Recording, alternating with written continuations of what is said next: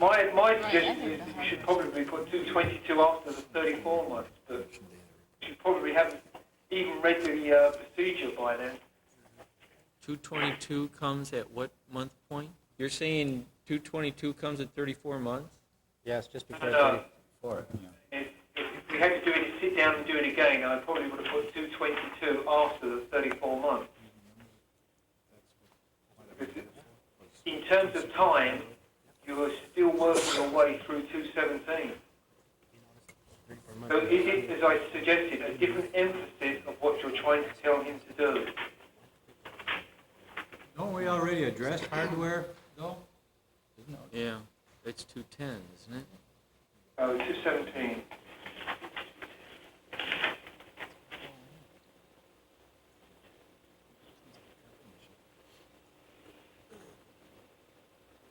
You do a sanity check here? You've got activities as knock sensor calibration, hardware evaluation, 213. This is the first. Evaporative emissions, hardware evaluation. We've got a lot of hardware evaluation activities already. But this is the system, isn't it? It's the first time it's come together as a system, and now you're measuring the constraints of each of them as together. I think it's very simple. We can either write what it suggests it should be in the book and tell him that it's going to be attention IFR control, or we could bias it that he should be supporting the hardware sign-off. Do we actually need any other activity? Maybe do we have every? We don't know what this activity is for. Do we really need it? Well, the activity was written to verify that the hardware would meet all your requirements. 34 months, that's your last chance to change hardware.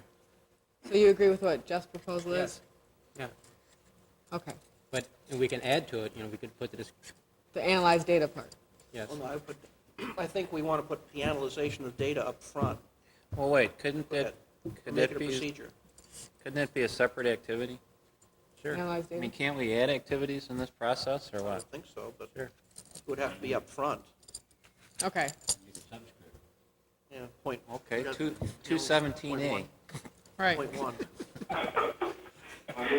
So 217A is to analyze the emission data, Or whatever. and then 222 is the signing off for the hardware system. To verify that it's adequate At 30, before the 34 months, just like Jeff was so saying. let's- That's the way So it'll be. we agree with what Jeff's saying. You should go ahead and if it's start. structured that way. Yeah. Okay. Go ahead and start. We do an ED1 then. If we've got that nod, we will prepare an ED1 and we'll send it across for your blessing. Okay. Okay? Sounds good. Now who wants to do 17A? Who's not here? Who's not He's here? not here.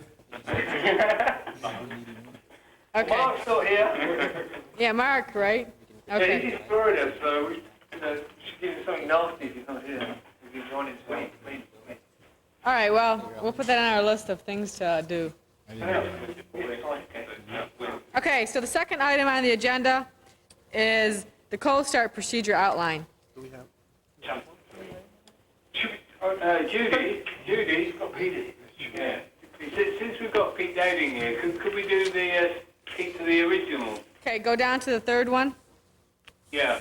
Okay, let me just add a quick word. The reason I added that one, the number 2 in there, is because I know we want to start having the Monday meetings be on video.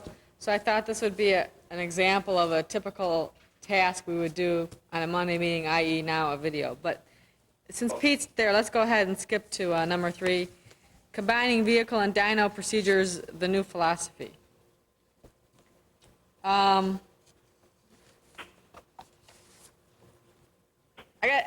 I guess Rich McGee and I got together, and we've always been thinking that we should have combined procedures. Because as a calibrator, there'd be a set of dyno procedures and a set of vehicle procedures, and it really wasn't clear what he should do when. So Rich and I agreed to start working on that. But as a side comment, I should bring the fact up that we now have a calibration productivity team. We have Wally Wade is on a team with Ken Kors to increase the productivity of NAO to be as good as or better than companies like Chrysler and Toyota. So this is engineering productivity. And so they put a co-champion, like Mary Ellen Hyde is the champion of the testing productivity team. Doug Whitney is the champion of the calibration productivity team. So we had a meeting with him a few weeks ago, and he talked about all the different things that were going on, and then he decided that it seemed like to him the thing that was most crucial and possibly holding things up was the writing of the calibration procedures. And so he wanted to figure out a way to write the procedures more quicker or efficiently or whatever. And so Rich McGee and I are the two members of his team that are meeting with him right now on a weekly basis to talk about this. So we had a meeting yesterday, and the thing that keeps coming up there also is the combining of the procedures. So I think that will probably happen. But we also need to combine the we think there should be one worldwide procedure. You know, it should have everything in it. We shouldn't have stat cals, we shouldn't have dyno procedures, we shouldn't have vehicle procedures, because that's 3 different sets of procedures. So that's one part of it. And then the other part of it is, geez, that sounds like more work than just doing the vehicle procedures, because now you guys would have to get involved more in the dyno end, and he wanted to get us moving ahead with procedures. So he's thinking of different ways to increase the productivity, like full-time procedure writers. Like maybe like 3 or 4 full-time, and the other ones doing that department work, and then maybe trade, or maybe 2 days full-time where you go to a separate building. Whatever it takes. So anyways, he's coming to the Monday meeting to brainstorm with these guys your opinions on what you think it would take to get one combined procedure out. So that's coming up. Really, we endorse that, Judy. I think Pete's nodding as well. And as I was saying to Pete over here yesterday, really there are sort of 4 groups involved at the moment in writing some sort of procedure for calibration. Right. You know, the technical specialists over there, the group that's there today, biasing towards the vehicle. There's Jeff and Mark over here, biasing towards the vehicle. Then there's Rich McGee over there biasing towards the dyno, and Pete Dowding over here biasing towards the dyno. So there's those 4 groups really. Right. And what we want to avoid at all costs is any duplication in elements of the procedures in 2 or more of those groups. And I think that has happened in the past, where we've gone away with our different assignments and either pursued them in more detail or outside the original boundaries because we felt that was a needed bit of procedure to be written. And when we get back together at the end of the day, we find out that somebody else has sort of overgone their territory a bit and duplicated something unnecessarily. I think there's one thing, though, it's not quite true what you said. The EGR procedure is a common procedure that we've done for the dyno and for the vehicle. So I don't think that we are that separate. In some cases, I agree that we are doing this combined work already. Like our idle speed procedures, we're starting up front with John Armitage and what the work they've done on the dyno. Right. There are going to be some instances where we're going to have a separate vehicle procedure, though, to validate it. We're not always going to have the luxury of it, like the mass air one or the transient fuel. Some instances, because we should get better accuracy on the dyno, you won't necessarily be able to run that because you can't run the right chemistry on the vehicle. So in some instances, the validation of it is going to differ. But that should all be within the procedures, shouldn't it? So you validate, Right. you get to the bit of the procedure that says validate on a vehicle, but you've gone through, that's part of the procedure in developing that particular item, isn't it? Do you want this at a good time just to run through this? Part of stuff.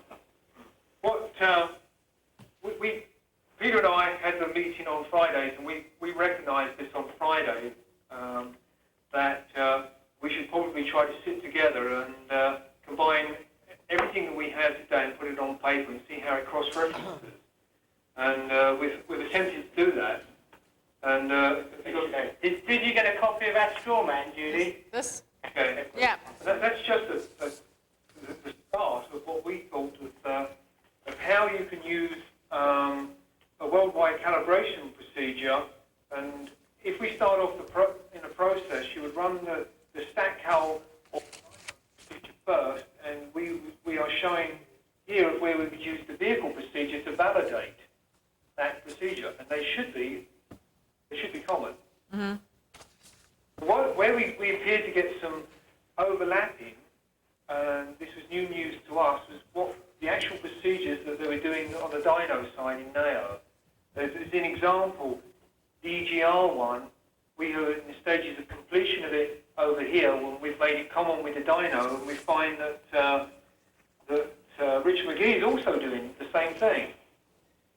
And that is one example. And as you know, we had the same discussion on the air cal, the stabilised air, only to understand that John had gone through the same process and wrote basic script file for the dyno.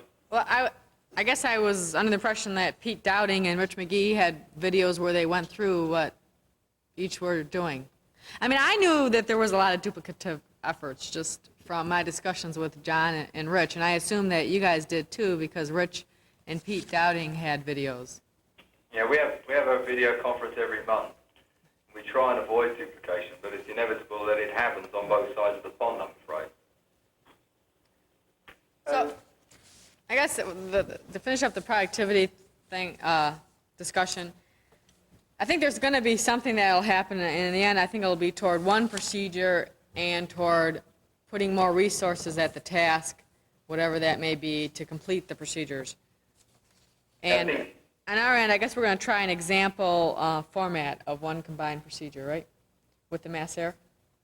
So we're going to do that because we have a rewrite coming up of mass air and trying to include the NAO dyno work. Now we're going to include the stack cal work. Judy, is it worth putting the manpower into rewriting, say, the mass air one when we've got something that we can do on a dyno and something we can validate on a vehicle? Why not pick something that we haven't done yet? Well, the goal was to, when things were being rewritten or started, that we would think about combining them. But I don't think we want to spend a lot of time rewriting right now. I think it might be as simple as just calling a section dyno and sticking the John Armitage part in. Just because, see, another thing is that Rich McGee has no way of he has no technical writers, and he doesn't publish any of his documents. So we're going to be using Rick and Marin to publish the dyno procedures anyways. So we just thought this was a way to publish them, because we have 300 and some copies that we make right now of the procedures that we do now. So this is just an example to see how easy it is to combine them. Or not easy. Some of the things you've got to be aware of from the dyno is that the dyno can give you information up front of where you actually want it on your activities anyway, through convenience of the way in which we run through the process. You don't want inferred BP information for quite some time, but the dyno does it very shortly after completing the generation of function 36. So there are some convenience ways, because of the way the tests are configured, that we can get the information long before the activity in your process actually requires it. Okay, that's not a problem, but it will be a problem if you link the dyno procedure to the vehicle procedure. Well, that's the type of issues that will probably come up when we try this. That was just the one recommended. John Armitage thought that was one. Since they have that one pretty close to done, we have ours pretty close to done. We can see how difficult or not, or how easy it is to put them together. So we're trying that, but I think the productivity team outcome will probably override any of the work that we're doing. This is just an example of what it would look like. Another thing that's going Does on... that team include the Dunson Stack Cal group as well, or is it Pardon? Where's stack cal fitting? This is a NAO productivity team, I think. You know, they know that this is a worldwide process, but I don't know if they are including specifically the stack cal work or not.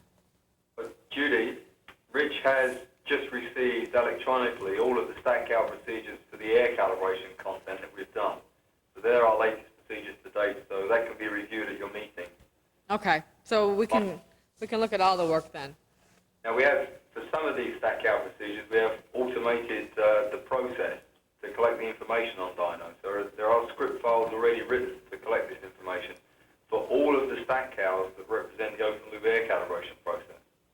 And they are now being used by all of the European Clean Air Act engine programs to generate the calibration information prior to going to vehicle. So I just want to give you a level of maturity that we're at, Okay. open loop air calibration process. Well, I'm sure Rich will bring that on Monday. Okay. And then another thing that's happening, one person that's on the productivity team, calibration productivity team, is Phi Young to represent OBD2. So we are also writing OBD2 procedures. So the Phi Young calibrators are writing the procedures, and Rick and Marin are publishing those too. One of the items that comes up Next fall. on the Monday meeting will be, how can we get the information out faster? You know, maybe we should just publish drafts that people have, because that is better than nothing, since nobody knows how to calibrate OBD2. So I might be hiring another technical author because of all the work that's going on. So Another point that's worth considering, Judy, is not trying to put absolutely everything onto the dyno, but just give the dyno the things that it will be good at generating. There's things that are so vehicle specific, we shouldn't even attempt to build dynos that complicated to be able to answer the question. They should remain as a vehicle function. I agree. Well, of all the things that Doug Whitney he just kind of spit out a whole bunch of different ideas. The one that, and I'm not a calibrator, so I don't know if this one makes sense. The one that made most sense to me was he would take 3 or 4 of the group, call them full-time procedure writing, set them next to the dyno, give them 3 or 4 vehicles, and tell them to write the calibration procedure. Do the parts on the dyno that they think should be on the dyno, validate them on the vehicle, or do the parts that should be on the vehicle. So that, to me, made sense. Now, I don't know if that'll work out. He's looking for your feedback. See, he's already shaking his head. So it'll be an interesting meeting. Judy, Yeah. another angle that we're trying to put into it as well, and that's looking at what are the functional hardware development criteria that you look at. You know, it's all very well producing a mass air transfer function, but does that mean it's a good sensor or a secondary air system? So the process is that it also looks at the hardware at the same time as you're generating the function, because if you take, it's like producing mapping data. It's great. It comes out in bucket loads of it, but does it tell you that what are the constraints of the engine? And I think that's what we're trying to do in the same process of the stack cal, is looking at hardware at the same time. So don't just make it a procedure for turning out a flux function. Look at the hardware as well at the same time. I think it's an important thing that we shouldn't miss. Another idea that Doug Whitney had was, well, maybe we should just publish a couple pages that show you the steps as a first round, and then another round we add some background theory, and another round we do some more testing. And then he called Larry Kobernick and said, well, let me call him and see what his opinion is. Well, he didn't agree with that. Yeah, good for Larry, thumbs down. And so that's when we said, you're going to have to get the whole group's opinion. So that's what we're doing on Monday. But they're definitely anxious to get this Just to pick up out. on Jeff's point, one of the things that we're particularly keen on is forcing the engine development community to get the hardware right prior to the vehicle community actually receiving a damn thing. Right. So, Old for that. Yeah. That's mom and apple pie. Right.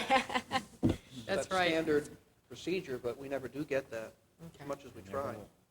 Right. that's what we want to push that back up the tree into the design community for, in our case, with the engine design team. Make sure these criteria are set and achieved before we go to vehicle. On that one. All right, so to move on to the agenda, so what we're doing on the mass air is that you're meeting with the dyno procedure person, right? Yes, and he's coming. Yes, but I'm not sure that will go out with this particular version. We won't hold.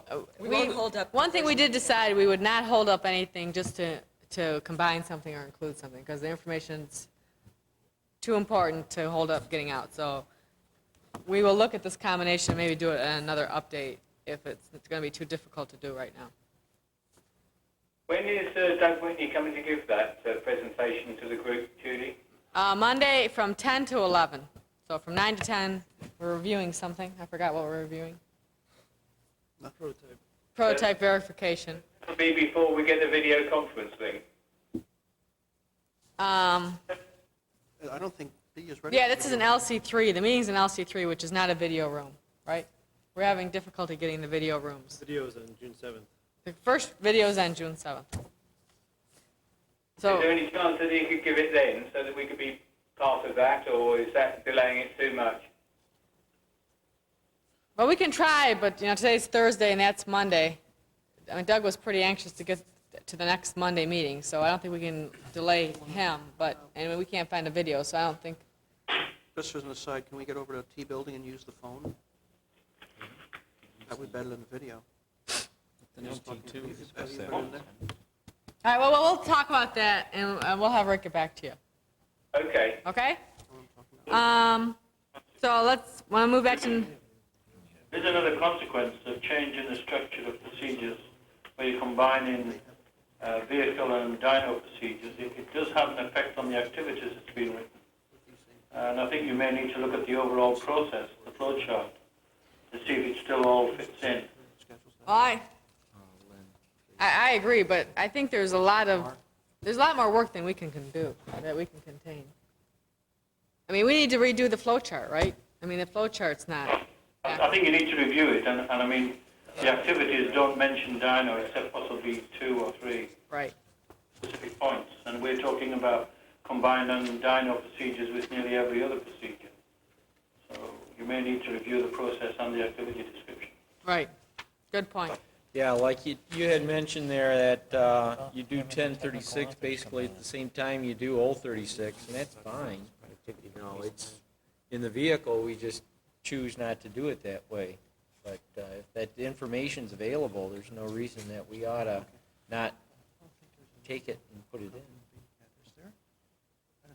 We did talk about recutting the flow chart as one of the assignments for the conference when we all got together, because we said that, as we've been writing the activities and procedures, that we recognise that maybe they fit together better in a slightly different format. So that's why I think that, we can certainly be part of the team if we could be included, Peter and myself.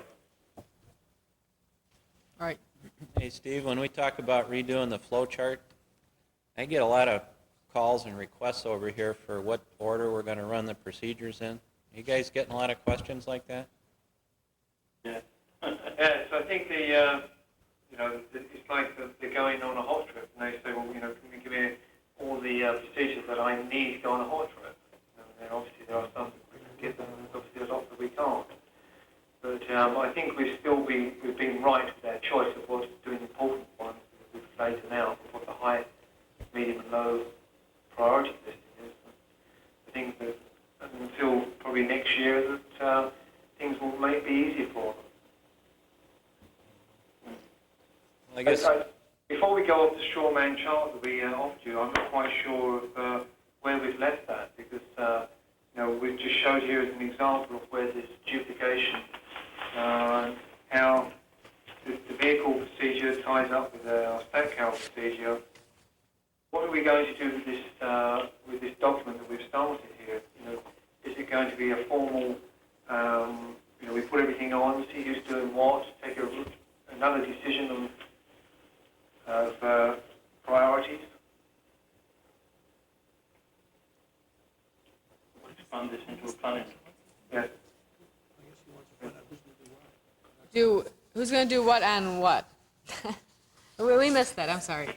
We can complete this chart of everything that, taking the information that Rick's given, Rich McGee has given us in terms of what he believes he's going to deliver in his time frame, and then put that against what we said that we was going to do, and then ensure that there is no duplication, because there is clearly duplication on this chart now. Well, if there is, shouldn't Pete Dowding handle that in the video that he has with Rich McGee? But then how do we tie up the common ones?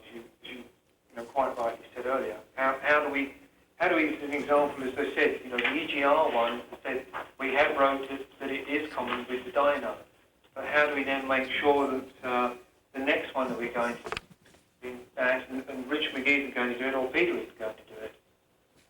Well, we need to keep close to Peter, don't we? If Peter's going to be in contact with Rich McGee. Right. I think we should count on them doing one, combining whatever work they're doing so that we can combine it with the vehicle.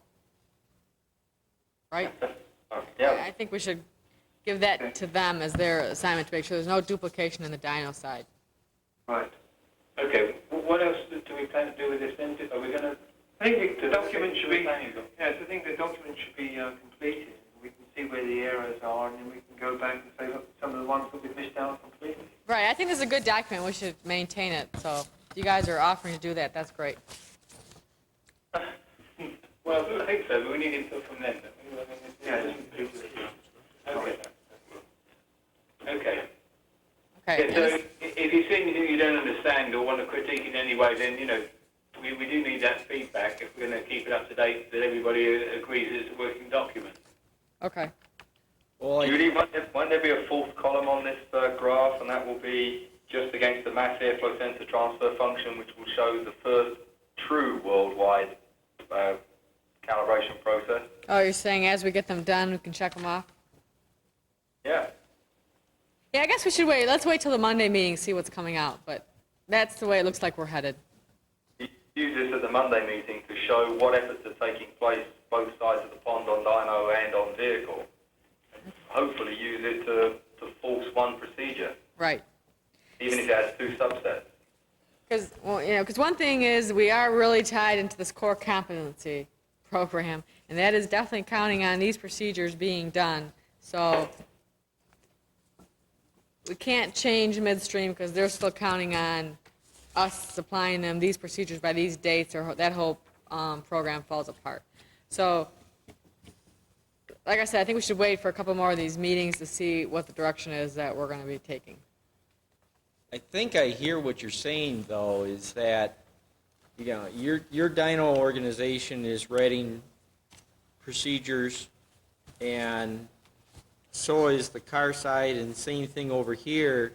And somehow we got to make sure that we've got a system that not only are we calibrating or communicating with our dyno procedure writers, but you're communicating with your dyno procedure writers, and then those two teams have to be communicating also across the waters. Exactly. There's 4 groups, 2 in NAO, 2 in EAO, right? Now, take my group, well, Mark and Jeff, they can communicate with you, which is EAO, NAO link on the vehicle side, and they've got a strong link with Peter Daly, right? The weakest link there is across the diagonal, and I think it's the diagonal links that are weak, and it's only by strengthening the links between the edges, if you like, between you and the dyno your side, us and the dyno our side, and the 2 vehicle sides, and Pete Downing and Rich McGee, that we're going to pull together. Because I think we're not exactly reluctant to talk across the diagonal, but that isn't the most productive way of doing it. So we've got to really bring that square down to a common, solid block, really. And Right. I think is, where the video conferences will come into their own. Right. I guess the only thing you gotta be, I keep bringing this up, you gotta remember though is that we are not meeting any of the dates that we're supposed to meet. The core competency is relying on that, and I think if you spend a lot of time communicating with the dyno people and then with you and then you, I mean, it's gonna take us a lot longer to get the work. So I think we'd have to have. Judy, you've missed the point. Like I said, we've done the EGR one, which is common with the StatCal dyno one here, and you're going to write it in the dyno group over there. We're doubling up in some cases. Okay, I guess this is the point. The point is I thought that the StatCal and the dyno groups in England and here are already communicating and not duplicating work. But We are communicating, Judy, and as part of that, Rich has got our entire air calibration process and plans to run that on one of the NAO engines in the next few weeks. So they have the process which has grown up in NAO on dyno. We have the European one, and they're going to run our air calibration process over there and verify it against what they would have done in NAO or dyno. And hopefully we'll come out of that with one air calibration process. All right, Okay. so it's not And that fair to one say that air- we're not communicating, and I don't mean to give the impression that these two graphs show us miles and miles apart. We're not. We are aware of what each other is doing right now. Okay, fine, we'll communicate. There is one good advantage of duplicate or combining the procedures is that you don't have to duplicate information. And we have background and theory in our StatCalc procedures, and you have background and theory in the vehicle ones. Well, we just need to write one background and theory for them both if you combine them. So there's certainly some productivity improvements in combining them, I think. Right. Okay, are we done with that one? Yeah, I think so, Judy. Should we move on? Okay, cold spark. Cold spark. You don't have one. We handed it out Monday. Who doesn't have one? The people that didn't want to stay till 12:30 took that one.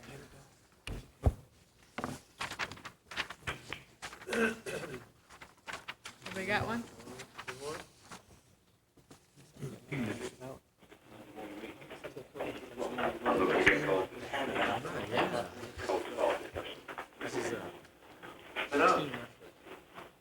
Okay. All right. I got the impression from the definition of this is that this is an effort in trying to explain how to calibrate FN 2000 and 2001, and the purpose of those, yeah, as far as I'm concerned, is you're trying to retard the spark shortly after start of the engine for the purpose of improving your light-off times. And I guess, is that a mutual understanding of the purpose of this feature? What about a spark retard to avoid piston slap? That's another big purpose of it. Oh, you missed that. For cold piston knock? Is your measure of success right to start with? We start sort of backwards and sort of then see the content of it. What was that? Is your measure of Can I just success? say one thing before we go into this? This is once again duplication. Oh, the measure of success? Yeah. We have Downing has actually just almost completed all script file based on this subject. Okay. Not only takes spark into account, but it also takes into account fuel and speed.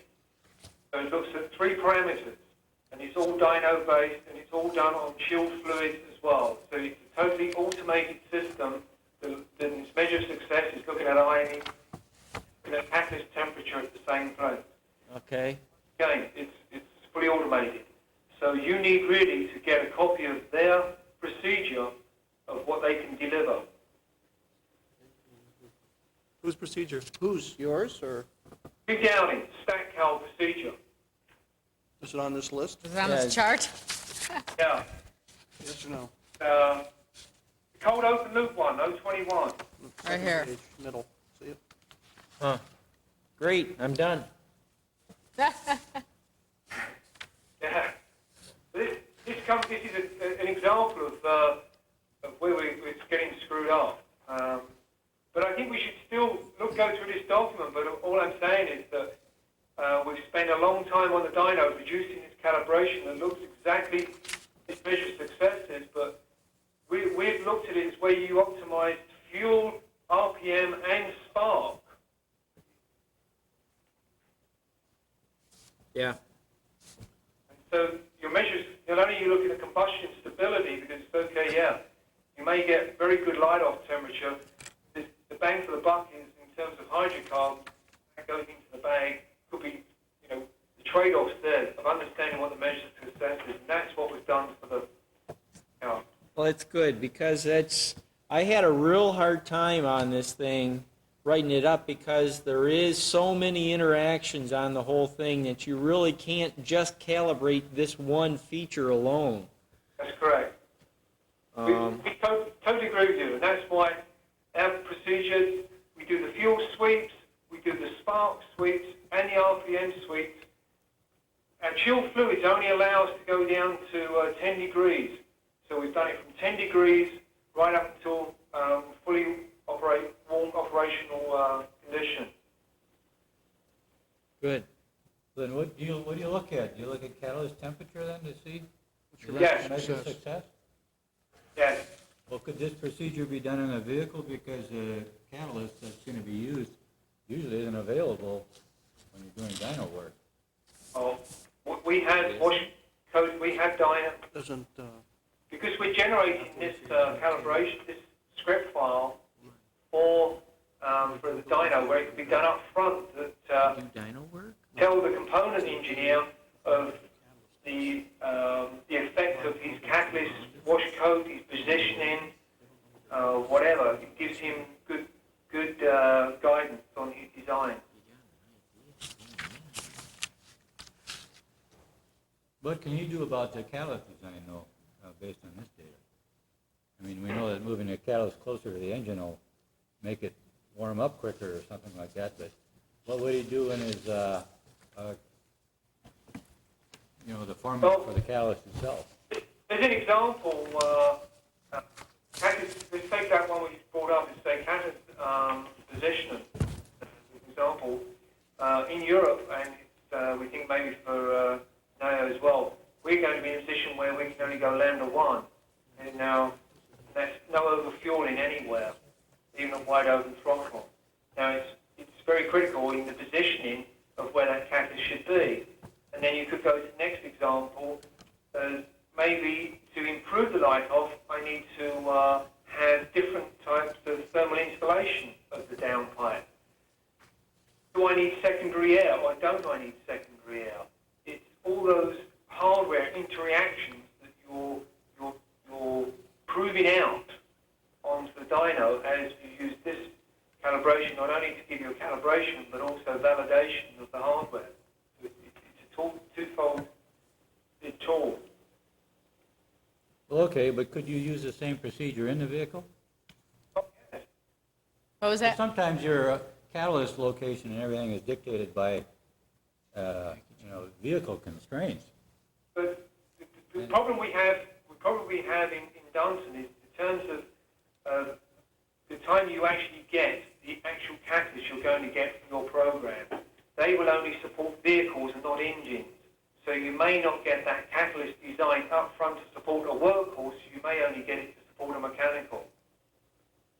But if you get the upfront design up when he's developing and going through this, and he's doing these sweeps, you are then feeding back and saying, okay, look, with all the spark retard in the world and all the high cam that I can possibly put into this, I make no improvements. I can give you an example of where we've gone from what we call an upswept manifold to a downswept manifold design, and the distance in length is only 10 inches. And you could judge that would make no difference probably in terms of catalyst light-up time. When we tested on the dyno, and the effect was over 80 degrees difference. And then we fed that back into the design and on the vehicle as well. And use this tool as a feedback. Okay, well, I guess that's useful then, but I guess my original question is, could we use this procedure in the vehicle when you've already have your catalyst system defined, and what you want to do is just optimize the spark to make it light off? You've got a specific system. Yes. Well, Okay, can you? I think what I'm getting out of this is that, you go on to your dyno with your exhaust system defined by your program, and you do this map. Yeah. Does everybody do that? No, we don't, but Do we have enough dyno facilities to do that? No. Then we really can't write it that way, right? Right. Say that louder, Bill. Right. Right. That's part of the problem right here. But You they guys, do, you right. guys have those facilities. Right. Now, are you able to do that at different temperatures then, too? Because they have, they control, Chill fluids, which are just cheap old, beer chilling fluids. That's all you need. they chill the Oh, glycol going in right. the engine. Yeah. Huh. That's nice. But it's all part of your Monday's discussion, isn't it? Trying to commonize it. Right, I think we're commonizing, but the problem is that we will be doing a lot of vehicle work for a while yet. So Okay, but we're combining the procedures, but it's not necessarily that every person's going to do a lot of their calibration on dyno yet. But at least all the information will be contained in one document. So if a program does have the dyno facilities it needs, it can use that portion of the procedure and use the vehicle to validate. That is kind of the goal. So what we're coming to then, in Europe, we'd probably run the procedure that we've got over here as a StatCal on the dyno, and we'd have to use this procedure to validate that. Right, and so that's the difficulty. I That's, see. see, that's why ours was going to be like a vehicle procedure and then a dyno procedure, and you'd pick one of the two paths. And more than likely, Okay. most people would pick the vehicle side until we get more facilities. Okay, then this needs to be expanded to look at RPM and fuel as well, because there's three main factors that you get catalyst light off with, that you have to take into consideration. So I'm rewriting And the also- open loop calibration procedure. Well, you're basically right, that's, we've got a procedure that Don's working on in trying to optimize open loop fuel. All right. And do we really have a procedure that optimizes high cams? No. Phil, Yeah. I think it's evaluated if we send you, maybe we get Peter to send you what he's got. Well, didn't you just send all that to Rich McGee? By the way, Rich walked in, right? So can we get a copy of all that from Rich? I'm sorry, I haven't got caught up with where we are in the discussion, Judy. Well, Peter said that he had sent you the latest copy of all the stat cals, is that right? The script files. Oh, just, I think that's what they were saying. I don't want to speak for them. Rich, did you get a copy of all these StatCal procedures that they run in Europe? We have copies of all of them. I can't tell you that we have the latest, but in general, we have them all, yes.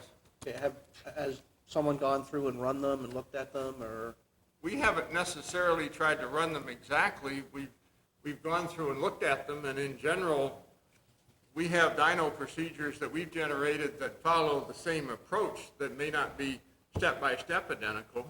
I'm sorry, I still didn't quite know what the question is. okay, so what we're doing is on our agenda, we're going through a procedure outline for cold spark, and they're recommending that we use a StatCal 021. Okay, we can give you a copy of StatCal 021. Okay.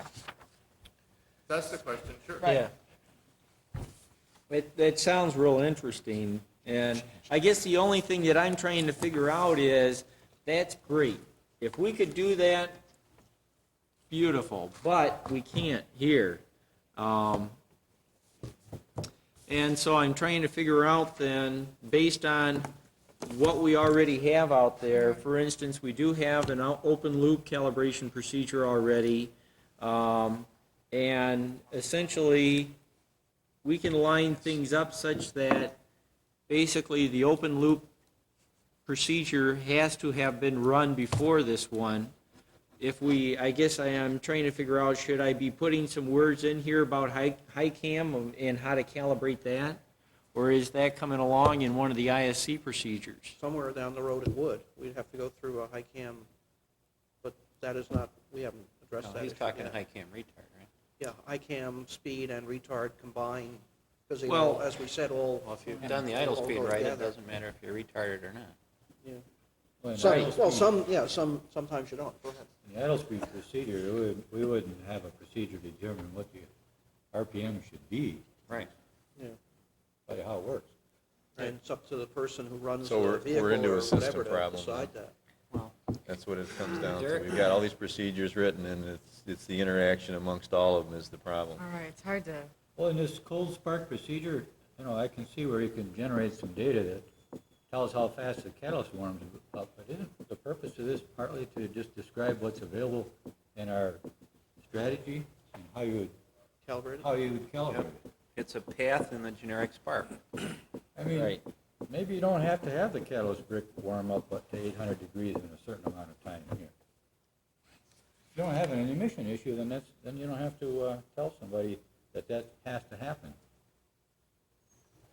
Well, I guess You that's just want one to know how to thing, calibrate it. one thing that I was really looking at on this was our future emission requirements. If you are going to have a TLEV or better program, you got to be lit off in 30 seconds. Well, maybe less time. Well, for ULEV, they're suggesting 10 to 12 seconds. Yeah. And that's to be let off and then stabilize, literally stabilize after that period. So no dropout after 12 seconds. But And I'm sorry, go ahead, I'm sorry. for our 3, we're recommending we've got to be lit off by 12 seconds and have a stabilized temperatures. I quote centigrade because it's difficult for me to quote in Fahrenheit, but we will be stabilized in the 450, 500 almost immediately. And What temperature do you have to be and how much time? It's kind of hard to hear you, I'm sorry. okay, for the stage 3, their recommendations, which is equivalent to your ULEV, they are suggesting 12 seconds to be at 350 degrees, equivalent to your 800, and then stabilized up to 500 to 800 degrees directly after that, and to totally maintain that and have no dropout. So it gets up and stabilized. So whenever you do a back out, you don't see the drop of efficiency, that it's up and it maintains that temperature. And is that cat brick temperatures, or is that That's inlet? brick temperatures. Okay. One inch in front of the face. Well, I agree with Dave. I don't see why that should go in this procedure. I mean, What The guy happens did- if you retard the spark to where the engine won't run, you still don't get that catalyst temperature? Well, that's one of the things that's going to make this real difficult to write, that No, you wait. have to can be concerned about those interactions, but if you don't have an objective of why they need to be doing this, Why do it? it's kind of hard to write a procedure. I know, but I think the objective could be you use it to help warm up the catalyst, but So you just say retard spark until you, what? retard spark to help you warm up the catalyst and explain how the each strategy we have can be used to do it with some But measure of success should also be looking at a hydrocarbon. You know, you get to a point where you're getting total misfire, and the trade-off in terms of feed gas is going to deteriorate rather rapidly. Yeah, that's right. I mean, there's so many other things that come into this that I think just some words of guidance and an explanation of how to use the strategy is. But it has to be within a combination of fuel and speed. Yeah, I mean, there's so many things involved in it that I don't think we can get into all that here. But just how does the strategy work? What does it do? Yeah, that's what you need in this path, and that's why I think you need an emissions procedure. That's what we tried to touch on that in Activity 217. You'll see little write-ups on each little bit. You know, if you had an emissions procedure, you could say, if your cats aren't lighting off, you might want to try cold retard. See procedure blah, blah. That's how you calibrate it. Yeah, I agree with what Bill says. That's So you're not necessarily telling them of, there wouldn't really be a measure of success then, per se, would there? not really, not specific. Right. This one, it's tough to get a measure of success. Well, would you expect on the first axle on yours at 22 seconds, would you expect to say tip in at -2 degrees? It may improve light off, but what else? What does it do to combustion? So you have to have combustion on here. So you know what you're doing? No, I don't.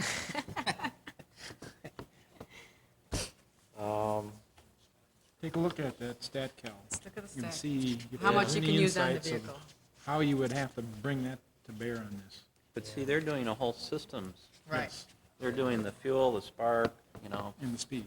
and the speed for light off. Yeah. We're only doing I one mean, part. The guy came up to me and said, how do I retard on high cam? He looked at the generic spark, he had no idea how to do it. Yeah. So I get out the strategy book and I go through all this low load stuff. On the test work that we've showed on the dyno, it suggests that you get the better bang for the buck going leaner than you do retarding. So, where does that come in the documentation? It's all, yeah, it's all That's those in Don system Martin. procedures that we don't Just what you have. said, that comment. But that gets back to making this procedure a three-way, spark, fuel, and temperature. That's right. And it's not, it's just spark. Well, I wonder also, See, my procedure is not written for catalyst light-off. My procedure, the words in it simply state that the engine must run at the leanest fuel ratio possible. That's really the bottom line of it. It does not go into catalyst light-off or anything like that, or time per temperature, or whatever you want to call it. It does not do that. When you calibrate this today, what do you look for? You're supposed when you I've personally done, do this today, what do you do? I look at cat temperatures. That's what I do. Now, I agree that maybe I ought to be more sophisticated than that. That I'm starting to think as we go through this conversation here that you may need to require the guy to have a portable PSA system on his vehicle or something like that, so he can watch the combustion properties. Well, we did a lot of work with this last year in truck because we were going from a dyno calibration, which essentially you can run a cold start as rich as you want, it doesn't make any difference. And so for them, it was the first, if you will, chassis roll certification point that they've ever had. And we went through this and looked at temperature, and we also looked at emissions. And what happened was when we looked at the temperature, we got the temperature such that we could get to the temperature we wanted to get in the time we wanted to get it at. But when we did change the spark, the emissions did change and the temperature was pretty much the same. So from that point, we said really temperature wasn't the only criteria to look at. We also needed to look at the hydrocarbon and the CO and determine from that when the catalyst was actually doing its best job. In other words, look at the actual emissions. Exactly. Charge the spark and look directly at emissions rather than just catalyst warm-up because Yeah. The catalyst warm-up gave us the rough cut where to go, but when we got to approximately the right point, the temperatures were all the same and the times were all the same. That is true, that when I did this, I did have to go back and make sure that my cold CO, well, that was the reason why I was doing this in the first place, was for cold CO. Right, but the point was the temperature wasn't the only criteria. Right, yeah. And I'm afraid that if we do this the way this is written, nothing against this, but if we do this, we may box ourselves into a trap that doesn't get us the ultimate what we want. Yep. Okay. Now you- Okay, I'll take a look at 021. Yeah, and, well, not only 021, but I'm not sure, I know I don't have as many stat cals as what's on this paper right here. I probably have 6 or 7 of them, and that's it. You want them all? Well, that's what I'm wondering, if there's more that have come across the water that we don't have, quite frankly, I think we probably should all have an update for all the stat cals. And then, I'll have Rick get those set from Rich, and we can bring it to photocopy, whatever. To well, get we also new need to sets. have those because if we're going to combine these procedures with dyno and chassis, we also need to know exactly what's in every stat cal. So I guess I want to make sure that at least I'm up to date with all the current documentation. from You these should have a copy of all the ones that Rich's group has done, the American cals. Can I say, Instead of- can we get more of these procedures out before we start combining? See, that, I mean, That's I got what- 96 Pro, if we don't get these out in that's the a part couple of months, Yeah. the 96 model year is history. That's what I keep bringing up. The bottom line is that we still have to get this stuff out. We can't be slowed down by this. I mean, it's a great long-term vision, it seems to me, and that's what we should strive for. But in the That's why- meantime, we've got rookie calibrators out there, many of them working on 96 programs. That's right. And that's why the mass air combination, I wanted Rick and Marin to work with the dyno person to put together and not bog down you and Roger doing that task. It may be a duplicative document, it may just have two paths, you know. So, anyways, we need to get these out. I agree with that. Because the core competency is going to die if we don't get these out. So, it's a combination productivity thing. We want to get them combined, but we also want to move these procedures out faster. And that's why he brought up the possibility of like putting out 2 or 3 page documents just to get these guys started and updating them with a second round and a third round instead of waiting for like final documents. See, Rich? So, all right. So on the Colts, you know where you're headed? Yeah. I You know, think work so. on an ED1? Yeah, we Okay. could do that. Is Where- that what you want me to do? Where are you headed? Why don't you sum up what you're going to do in your ED1? Basically, I think that my direction at this point then is not necessarily an explanation of targets to be shooting for. It's more of a description of how 2000 and 2001 interact with the rest of the generic Spark strategy and the things that you are recalibrating these things for, and that would be looking at both catalyst temperatures and at the emissions and the effects of retarding the spark, what that does have on emissions. Good. And the other purpose, I guess, of cold spark is to avoid, Piston slip. Okay. That sound good, everybody? What do you think? Boo. I think it's great as a standalone one, but will someone reference the fuel and the speed with it? Well, you know, that's the thing that, Reference to it and I'm happy, but as it stands alone, I'm not. Well, maybe in this case, this is a new procedure. Can't we maybe just take the StatCal procedure or the NAO dyno procedure and put it in the document so that at least it's published well, as the a problem, side?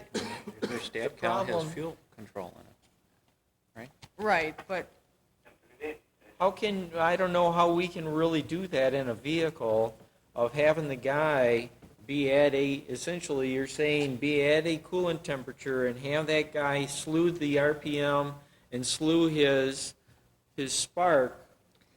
But no, I'm saying in the document, right, if you're on a dyno, if you have a dyno facility for But this we don't. program, if you had one for this program, do this procedure, and so it contains the whole system interaction.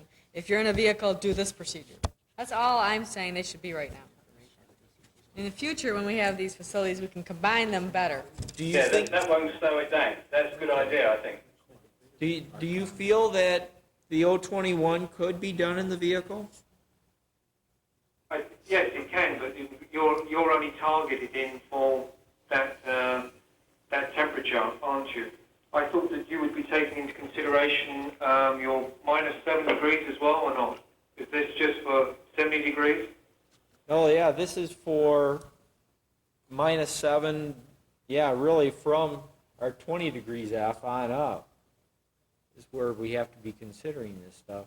And I guess the only problem I have doing that in the vehicle is you aren't able to keep it at a coolant temperature. You know, if you're starting it at 20 degrees, your coolant temperature is constantly going up. So how can you, I guess you would have to do multiple starts at different high cams and then at different fuels for each one of those, and you're creating a three-dimensional matrix. That's why, No, put that's why under the heading dyno procedure, dyno process. You know, easy. I know, I agree with that. Okay.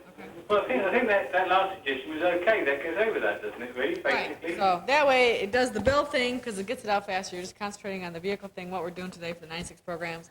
And it kind of at least puts all the information in the document under this dyno heading, and someday when we're bored, we'll go back and reanalyze the whole thing and make it a one truly combined procedure where Okay. you do this.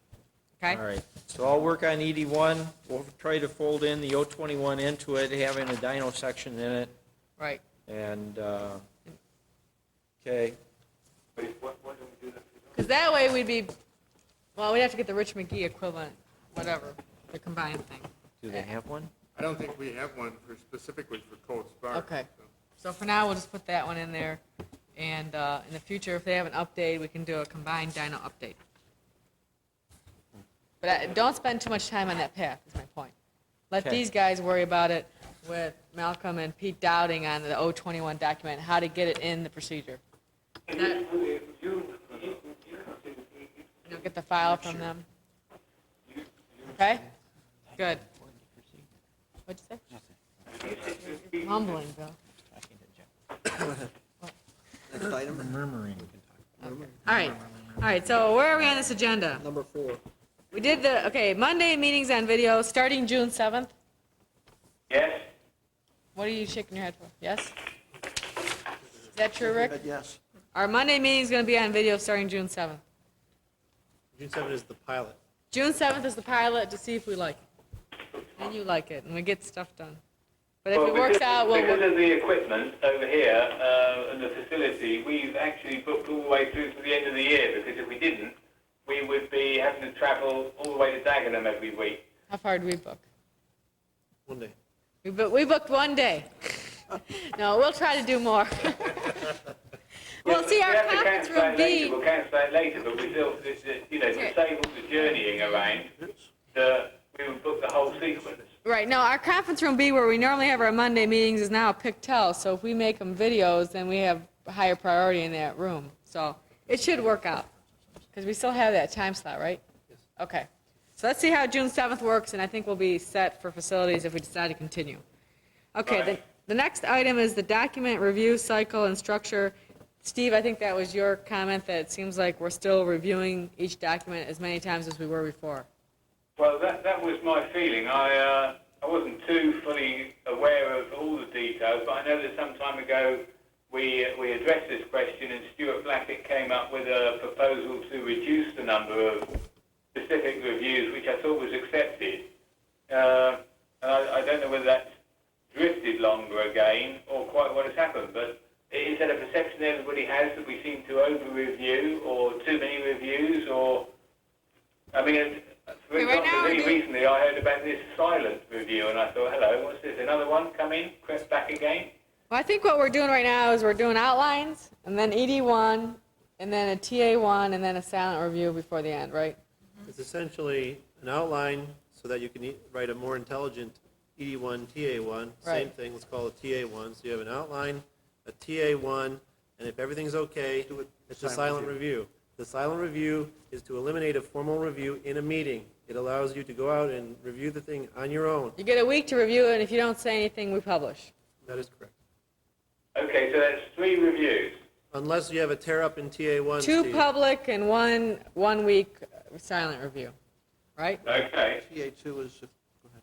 So if you have a tear-up on your TA1, big one. you go to a TA2, and you do another formal review because you have so much to cover and make sure that you got everybody's comments in. And we did that with Mike's because we added stuff, right? You know, we add power steering, right? If it ever comes out of Rick's processor. Right. All right. Okay. We So- do that with rewrite on the transient fuel, too. Yeah. Yeah, We might have a TA3. yeah. Right. Depends on the amount of comment and rewrite. Yeah. So we're trying to do the elimination of one step, as we agreed earlier, wherever we can. Okay. Okay. So, well, I guess we should concentrate on doing the least number of reviews as possible. But that's our goal right now, is to do those 3. Okay, joint conference, we got the vacation schedule and trip schedule from most of the guys here. It seemed like the week of August 16th. The week of August 16th looked like nobody was going anywhere. Is that true? Might be on a trip. Mike Cullen was the only person that was going to be gone, and he's just a technical assistant. So. But now, what are you saying, Phil? I might be on a trip. Can you One of delay? 12. Go 1 week early, 1 week late? I'll see what I can do about it. How's that sound anyways? The week of August 16th? I think we can accommodate it. I don't see any problem with that, Judy. Yeah, it'll I'm cover sorry, what? I don't see any problems with that. Okay. either July or August. So for now, everybody pencil that in or pen it in and see if we can stick to that. August 16th. Right. It's going to be a 1 week conference instead of 2 weeks, right? And we're going to just cram it all into one. Hey, Judy? Yes. Will that be all day long, 8 hours a day? 12 hours a day. 12 Oh, hours a day. You know what? If we go over this rollout chart, Slumber parties? it's going to be long. Slumber parties, book us in. But the last conference we had, we reviewed all those documents. Now, the reason we picked, the conference was supposed to be in July because we had so many procedures due in July. Like EGR on your guys, and our side, we had your open loop fuel, and, you know, we had a lot of procedures due in July on this side, too. Now, do we want to spend the conference reviewing those procedures, or hope we have those all done by then, and maybe just spend the week reviewing the flow chart and picking the workload for the next upcoming year, is how what I thought. So in that case, So it's probably 12th. close to all day long, 16th but is maybe Friday. not as long as if we reviewed documents. So it's really the week of the 12th. It's really the week of the 12th. It's, no, What excuse me, year are you August, on? I'm sorry. We're in good shape. What year? It's the third week in August. Right. Okay, we're got Okay. it. Let's plan around here. What is your opinion of what we should have on the agenda for the joint conference? Well, I think we ought to look at we ought to just put a stake in the ground of what we've achieved, because we said that we would complete what we agreed at the last conference, and then, as you say, establish the workload for the following year. I think we need to look at that flow chart, because there have been a few differences there that... I think there'll be a lot of differences, because I think you need to put the OB2 calibration into the flow chart. Okay, well, the other thing is, from the presentation you're going to have, hopefully we'll have from Doug Whitney, do we need to address the differences when we incorporate the dynos a little bit more closely? Some of the issues that we discussed today, like, you know, the order might be different if you do a dyno process rather than a vehicle process. I mean, I think we did this flow chart probably when we were at 56K. Now that we're at 112K, I think half the process is missing from the flow chart. Well, there's that, Judy, but there's also the fact that, you know, the length of the activities that fit into the overall block timing, we said that when we've written all the procedures within that, and I know we haven't done them all, but we've done some of the major ones, we said that we would do a sort of a sanity check on the time that it would take to do those procedures and add them together to see that we had the right sequencing of time. Right. Do that. I agree. I guess we could probably almost spend the whole week just on the flow chart, doing the timing and maneuvering the things around so that when Bill has to be asked, you know, what do we do first and second is clear. And then Judy, if our proposals and Phil Lake, who's the manager of our powertrain P&E community, presented to the VPs the proposal of new way of doing business of combining the dyno and vehicle process together. And that has been accepted, and now it's going for us now to start working like that. The first pass through is by still making it a three-phase engine of Series 0, A and B. The proposal that we put to the company is that we should be looking at a possibly two-series engine phase only, and doing the work very much up front on the dynos we have been through on many occasions and we've spoken about. Now, which will put the timing out of almost phase of what we do and when we start. Now, we have got a straw man document completed now of how we intend to introduce that, where the work is going to be mainly biased to high dynamic dyno cells with chilled fluids, etc.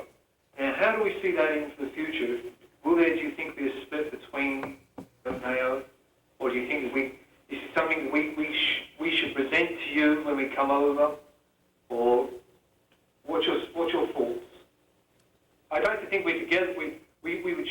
sharing our thought processes. Is that the same thing? I don't know, is Pete there? I can't see very well from over here. He was, right? System. You know, at our last video conference with Pete, he's faxed over some pages that had some of that in. I'm not sure if it's the same thing you're talking about or It not. probably is, Ray. Probably, yeah. It probably is. Okay.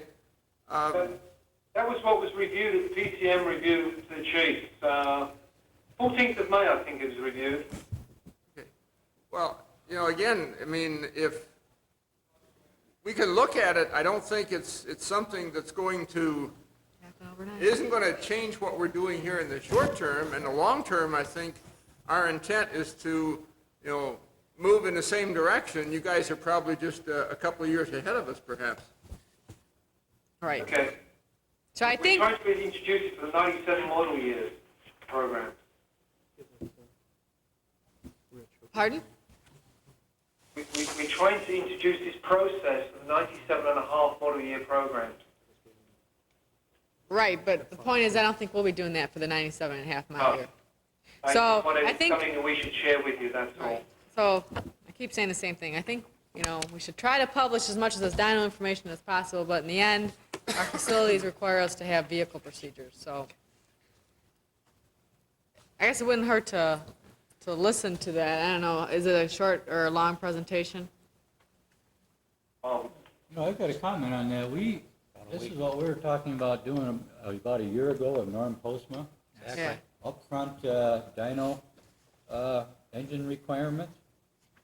And he published this thing in May of '92. Good ideas don't All of us tech specialists were together in about, what, 3 or 4 meetings?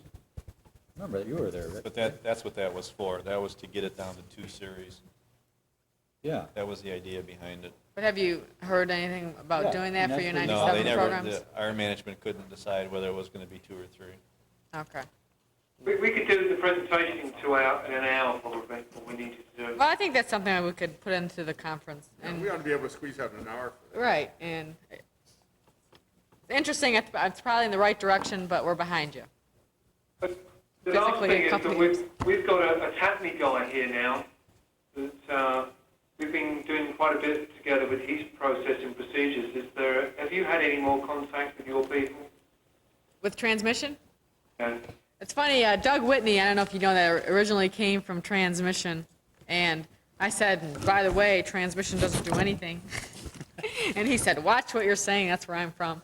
So that's really obvious to everybody that they're not really doing their part, but I guess they are talking about staffing up the process. So I think it's good that he has the background that he has, and if anybody helps, maybe, you know, he could help, because he was in the same position a year or 2 ago when we called and said, you know, where are your specialists doing this task? So it's on the list on the calibration productivity of things for him to look at.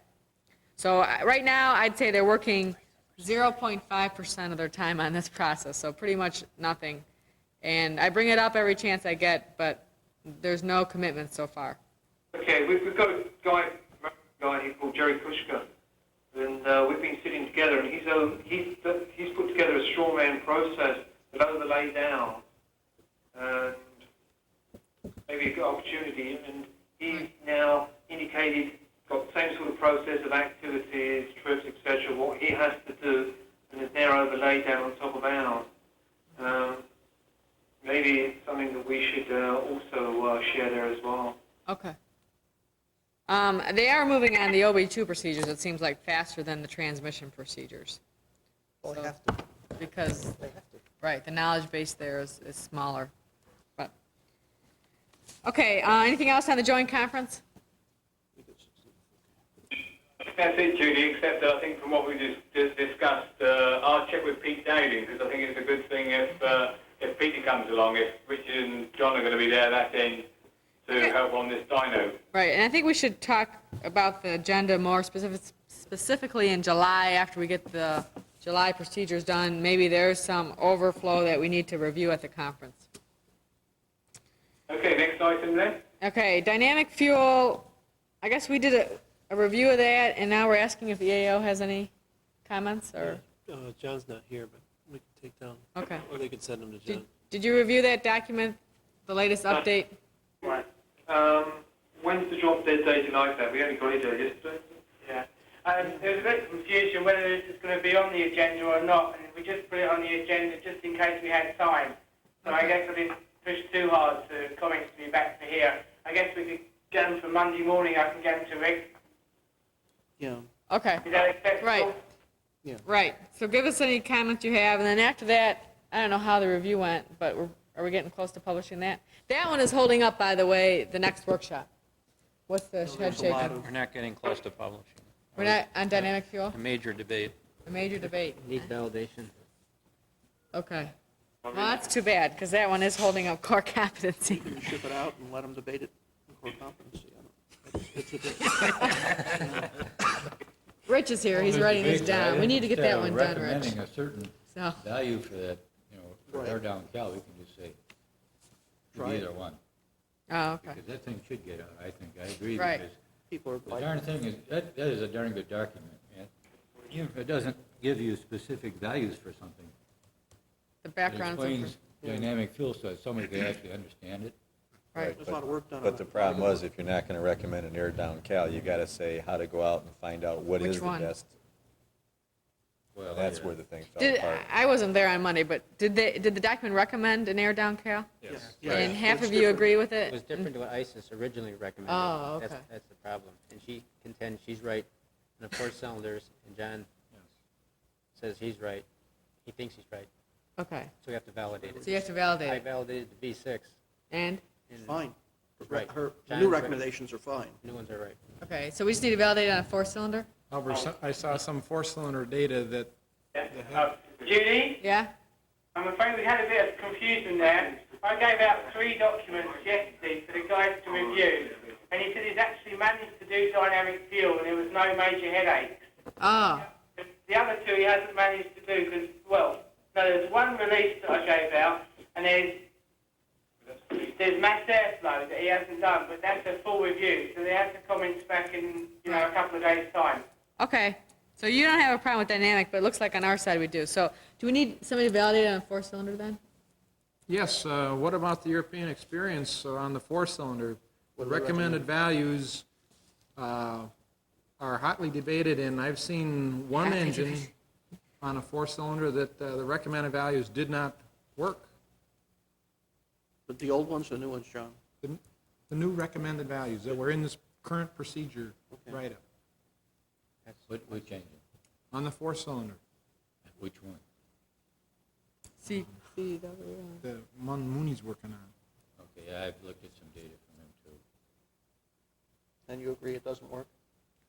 Well, I would agree that, well, from looking at least the first look, it looks like the recommendation in our procedure is probably wrong. The question is, if we go to the other one, will it make it better? We don't know. So that's what, Pete's got some data that shows that it looks better. But I don't So know. you recommend one, or we recommend one and then say if it's wrong, do the other. I'm sorry. I mean, Cut the baby in half, huh? yeah. How about one for 4-cylinder? That's right, lengthwise or 6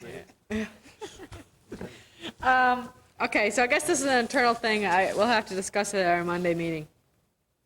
And John's not here, but I guess we should find somebody to validate that some more besides Pete Mooney.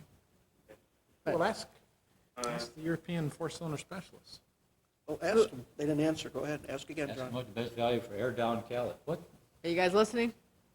What? Yes, Judy. What's the best calibration value for air down cal On a on a 4-cylinder. 4-cylinder? I don't know at the moment. I'll have to speak with Mark, see what his recommendation. Who? What do you want to process, John, or? I don't know, I haven't done the 4-cylinder. Yeah, can you review the document in that area and see if you I'll agree? speak with Mark and see what, because he's done all 4-cylinder stuff. and Okay. See what his recommendations. Can you process the answer back to John? Armitage. Okay. Armitage. John Armitage. Or even Vector, better, fax it vector. to him. Facts. Vector it to him. Fax, yeah. FAX it. Okay. Fax mail. I guess dynamic fuel should be on the agenda for Monday, though, because we do have to get that thing published. core I mean- competency relies on it. Like I said, instead of cutting the baby in half, we need a recommendation from four-cylinder. And if we don't have one, then we publish without a recommendation, or we just wait until it's done. You know, it's one thing to get it out, but to Right. get it out right. Detail, no. No, it's, Okay. I guess that's it for the agenda. get it out right. Anything else? Because of the time difference, is it easier if John communicates with Mark direct in Florida? Mark directly in Florida. Yeah. Yeah, I guess so. Sure. Rich, can Yeah. you ask John to call Mark at the Sure. Naples test lab? Yes. Okay. Yeah. He And should have. John's already talked to him down there. Well, he- Oh, Yeah, I okay. don't know, I got some, he forwarded some Vax mail on some idle speed stuff to me and mentioned he was in Florida. I think John's aware of that, so John probably will contact them. Well, Mark is at Naples now? Yes. Yes. So, as of Monday, correct?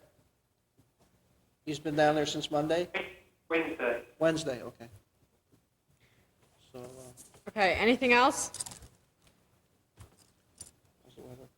No? Okay. Can you give us some kind of update on the printing problems that you're having? Is there anything else that's come up to light? You know, I understand you've got someone working on the problem.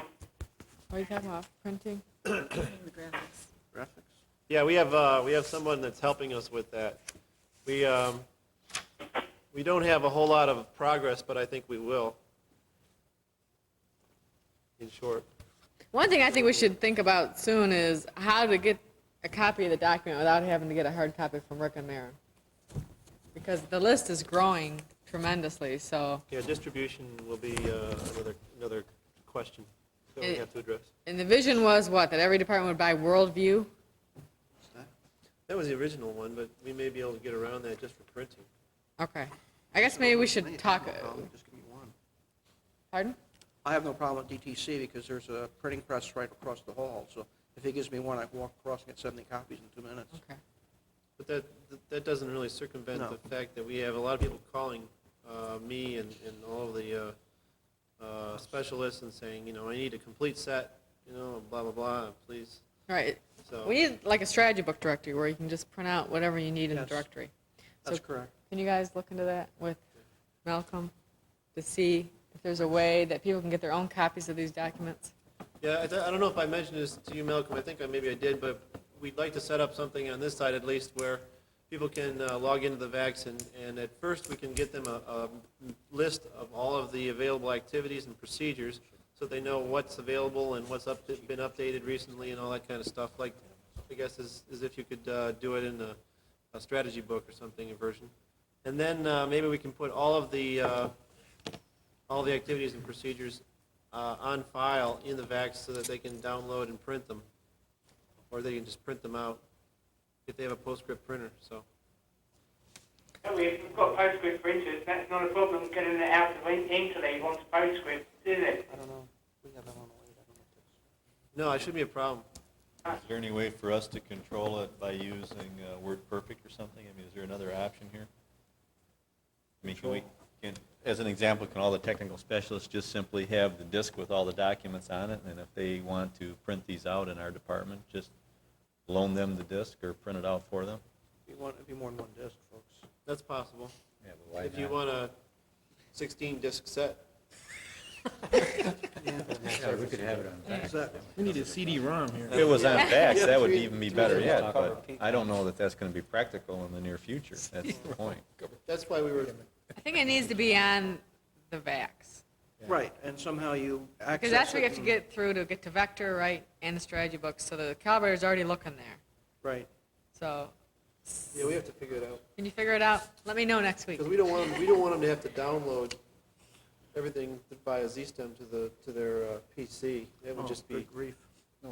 out of control. So. Well, check into this Worldview. That was the original vision. I don't know what that is. Yeah, I don't know either. It was a $300 and some package. Every department would buy one and put it on some IBM or something, and they would. Allows you to read interleave documents. Right. It allows Okay. you to read them. I'm not sure about the print capability. Okay. I don't think you can print. All right. Anything else? Well, only on the publication, I thought you had some problem on the scanned images. Yes, we're still working on We're that. still working on that. What sort of priority is that, have you got on that? That's priority 2, I guess. priority one is trying to get Excel-based images, dynamic modeling-based images, Archon plots, and the other sorts of things that we are getting so that we do not have to send them to be scanned. We're not quite sure how difficult the problem is going to be to solve over there, or whether it's a new printer for yourself, or... But we've got a systems guy here that wouldn't mind talking to the person who's actually working on it. It may be something very simple, like a lead, or something in that nature. I'm not like a systems expert. But if they can try and call each other at some point in time, it may be a command line missing, or something very simple, that all you have to do is type this line in, and you won't have a problem with the scanned images. Okay, send me his name and number. I've and already given his name and number to Suda. Oh, okay. Maybe he would like to call Suda. No Maybe problem. that's the approach we should take. Yeah, call me later and give me the number. All right, we'll get these guys together. Okay, the only other rumor tidbit I have is that, I don't know if you remember, but Bob Delbo did get promoted, right? And we never had a replacement because the level of People, was not quite there, but they're looking again. they're going to find a live. They're actively looking right now. Every manager is supposed to give a list of possible candidates to Doug.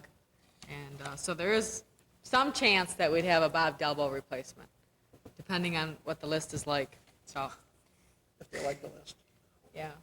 I have The- one thing So this comes from a manager, they don't, you don't want our input? Well, I assume Mine that, asked for mine. I was going to say, he's shaking his head like he knows more than me. Yeah. Yeah. So, Well, yeah, Doesn't talk to you. talk to your manager. No. Okay. Today's the last day for input on Mass Air silent review. Oh, it's published. We're out of here. So speak soon or forever. Preferably forever. 2 documents to pick up on your way out. One's 217, and one is prototype verification, which we just finished up last night. Prototype is due for review Monday. Monday, right. We want to get that one out. That's also holding up the It's class. short and sweet. So. What about 217? That's for silent review. Silent review is there? Okay. The other thing is, before you run off, our friend from ETS brought a whole pile of documents with him. You wanna The try whole them? pile is, this is only 4 documents, guys. Don't Yeah, I get know. carried away here. This is 1, 2, 3, 4. Mhm. Okay? Small file. So if he printed these up, because what we were talking about is what we talked about it last Monday about making 222 into something else. And we asked him to put together the list of information that was available as far as analyzing emission data. There's not enough of these to go to everybody. Should Rick reproduce these and Yeah. hand them out at Monday's meeting? Yes, you should. Will I? That's the Along question. with the stat Thank you cals, for volunteering, the Rick. dino cals. You'll get a whole fresh packet of information for you guys. So we're 2 years from my No, I'm very close fan on that. AC. Oh, you want real distribution? 2 years. I know, one for clusters. You want, he wants one per calibrator, right? That's correct. And let me look at it. Pardon? Before you You go. pass those down to our technical expert down there? This is one set of them, right? Rick, Yes, I Rick? started to look through them. Hello, I yes, don't well, know. Another assignment. Everybody We shuffling can't read papers. through the screen and have a copy from our end. Can you send them across here as well?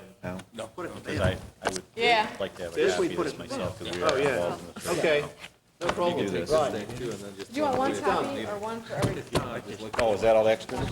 Well, these are just, Well, remember, you know, one you copy really of doesn't copy. All right, one copy of. let me look through them, if anything is, You have to looks carry like them. everybody should have it. I'll get out of there. You can make a Is decision. this We'll August 16th night going to furnish you with enough Anybody else, time? did you want A any? couple of things. Can't hear, Rick. All we can hear is everybody. They're all, they're With all different. the formulas and stuff. Right. Hey, guys? Are they all saying goodbye? Test you report got it. validation, which I thought was pretty good. Hey, Rick, is everybody saying goodbye?